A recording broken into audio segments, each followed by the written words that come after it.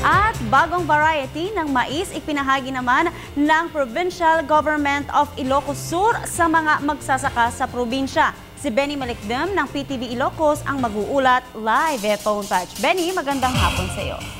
Yes, magandang hapon sa iyo, Princess. Sa kauna-unahang pagkakataon ay ipinamahagi na ng Provincial Government of Ilocos Sur ang bagong variety ng mais na mas kilala sa tawag na Ryan's Corn Variety, na kung saan higit na mas makapagbibigay ito ng mas maraming ani at dagdag kita sa mga magsasaka.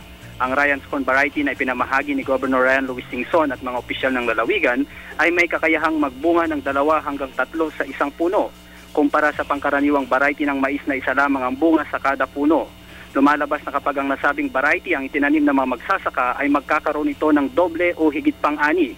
Sa talumpati ni Governor Ryan Singson, anya bahagi pa lamang ito ng malawakang mga programa at proyekto na ilulunsad ng Provincial Government of Ilocos Sur para sa lahat ng magsasaka, na kung saan lahat ng produktong pang-agrikultura ay pagtutuunan ng pansin ng pamunuan ng lalawigan upang matulungan at mapaganda ang kabuhayan ng mga magsasaka sa lalawigan. Kaugnay nito, target ng Provincial Government of Ilocos Sur na matamnan ang 2,360 hektaryang lupaing pansaka sa lalawigan ng Ryan's Corn Variety. Umaabot sa 2,124 bags naman ng binhi ng nasabing variety ang ipinamahagi sa 34 na bayan sa Ilocos Sur. Positibo naman, Princess, ang naging pananaw ng mga magsasaka sa proyektong ito na ibinigay sa kanila ng provincial government at labis ang saya sa pagtanggap ng mga binhing kanilang itatanim.